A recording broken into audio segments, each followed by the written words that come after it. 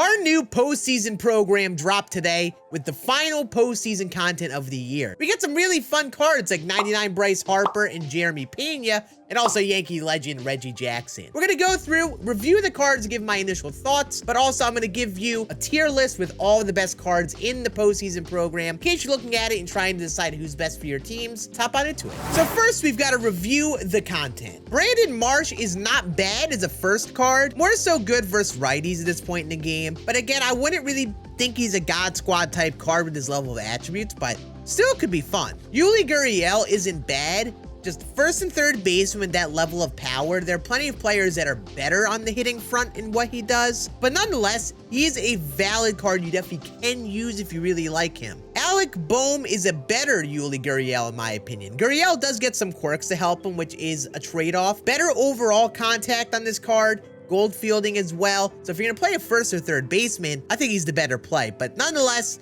they're the same type of cards, basically. Chas McCormick is a lot like Harrison Bader with very good speed and defense. However, he's just a worse version of him. Worse overall versus righties, and definitely a little bit slower, but could be a fun center fielder if you like the really high speed, good defense outfielders. Ryan Abreu is actually a lot like the Ryan Presley monthly award card we had earlier in the year, just with a little bit more velocity. But again, this 3-pitch pitch mix isn't one I'd really recommend. It's not really enough to really get enough change of speed. You really just sit fastball and you can be pretty hittable, but could be worth a try if you like the Brian Presley card. Seranthony Dominguez, in my opinion, could be a very good reliever. High hits per 9 and Ks per 9. Could be a little bit more on the control front, but outlier sinker, good cutter. He's a lot like Brusdar Gratterall, so I think this could be a good reliever to add to your bullpen. Ranger Suarez isn't bad. You know, 108 hits per 9 isn't really incredible at this point in the game, but it could be enough. Sinker cutter pitch mix is always fun. He's gonna be more of the control type pitcher with that velocity, so kind of like a Nestor Cortez with worse overall attributes, so honestly not a bad card. Ryan Presley actually does have the potential to be good on this variation of his card because he at least has a changeup. So now that adds another speed element to him, and they made his slider fast, which kind of makes it play almost like a cutter. So personally, I think this is a very viable card you could use in your bullpen right now. Framber Valdez could also be really good. He's got better hits per 9 and the Ks per 9.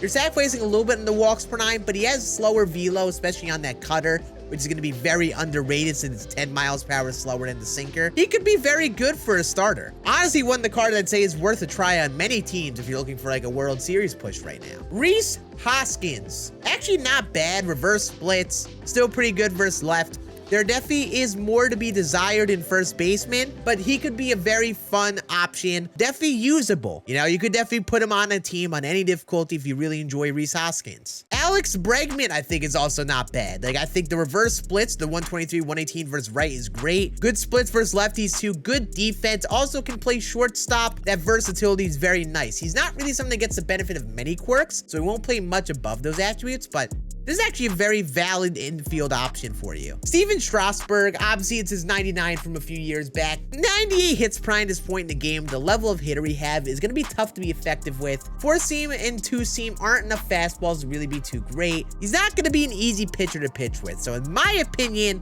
is one of the worst cards of the drop, mainly because he's made by the 125 pitching clutch. That's what made this card a 99 from what the attributes add up to be. However, we have a good 99 in Kyle Schwarber. Good bat to use on your team. The vision is going to be a little bit of a factor, mainly on Legend difficulty and a little bit on Hall of Fame.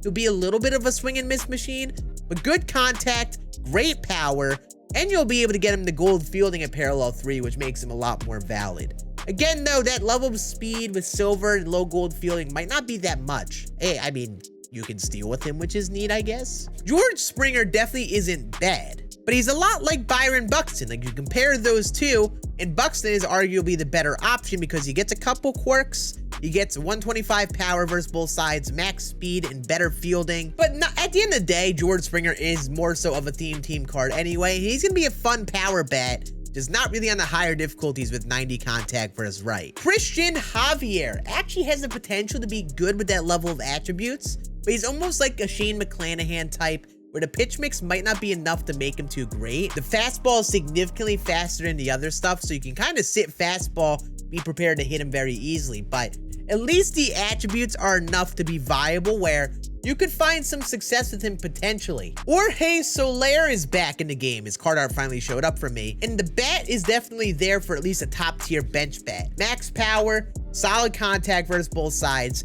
You are going to be playing the risky game with that level of defense though, which you do have to know if you want to start him. So he's more so of a bench bat, but a good bat that is. Yordan Alvarez, in my opinion, is one of the best cards we got. Yeah, you are going to be playing a corner outfielder with 48 speed, which could potentially be a problem. But gold fielding, it's tolerable. For that level of hitting, is bringing out 116, 122 contact is very good. 125, 123 power is nearly maxed. And again, he gets a few quirks, a bunch of them actually. So he will play above those attributes. So this could be potentially the best hitting corner outfield option in the game with how he plays. And that's worth it, worth that defense. Bryce Harper, I think, is probably the best card we got today. Max power versus both sides, nearly maxed out contact versus right, and very good contact versus left. With gold fielding, 74 speed, he's going to be a solid defender in a corner outfield. And again, he gets a bunch of quirks to make him play above those attributes. I think this is the best card we got. And you could definitely say this is the best hitting corner outfielder and worth the risk of that defense because he's got enough speed to make up for the lower fielding rating than other big options. So in my opinion, this is as close to a must-use as you're going to get. Reggie Jackson, Yankee legend, is actually not a bad card. Again, he has solid speed like Harper, but does have lower fielding ratings. And versus lefties, he isn't as great. He is a legend, so he's not going to have any quirks to help him. He is a good card to use in this current point in the game. He's not really one of the top picks in the game, I would say, overall. And then last, but definitely not least, Jeremy Pena. The attributes are there for this card to be incredible. 99 fielding, 99 speed, 99 reaction, and very good contact with very solid power. Like the best overall shortstop in the game, I would say right now, with level of contact, power, and defense. I've heard some people say they don't love his swing. That might be a factor for him, but if you do like his swing, the cards are gonna play. Like, he's gonna crush. No quirks to help him out, but he's got the attributes to be very good. Finally, it's time to wrap this up with the tier list in case you do want to see which cards are the most valuable for your team in the entire program. Our D and C tiers here are definitely more so theme team cards, but honestly might not even make those theme team rosters if you have a lot of players, mainly in the D tier. But the C tier aren't bad for those theme teams. Again, they aren't going to be super crazy overall for a World Series type push, but you could definitely find some success with them in some niche purposes. In our B tier, these are like our middle of the road cards. If you do potentially like that type of card that they are, you could definitely use them on your God squads, but they aren't going to be super attractive options. There are players in the game right now that do what they do, but better. In the A tier, these have a little bit more viability, just kind of fall victim to the depth of players in the game right now, where these cards are going to be very solid God Squad cards to use, especially for a World Series push, but there are so many better options that are at an elite level. These guys just aren't playing at that elite level. And then the S and S plus tiers. The S are the ones I think are very startable options that I think are definitely God Squad worthy, like very finest worthy. But at this current point in the game, I do think that there are other options that bring more appeal in that S plus tier, for example. Those are basically must use on paper. So honestly, if you really are looking for better cards to use, look in these S and S plus tiers, but there are plenty of options to use, including the new finest cards. So really just use whoever is most fun. I would really only recommend A and above if you're trying to make the best of the best teams for like a World Series push. So yeah, that is it. I will be making the overall tier list this week as well. Make sure you swing by my Twitch channel below as well, because I do plan on streaming the tier listing process for all of the cards. So make sure you come swing by and hang out once we do that live, but I'll be uploading that later this week if you want to see all of the content in the game. But you all have a great rest of your day. I appreciate you all watching this tier list, and I will see you all again on the next one later this week. Deuces.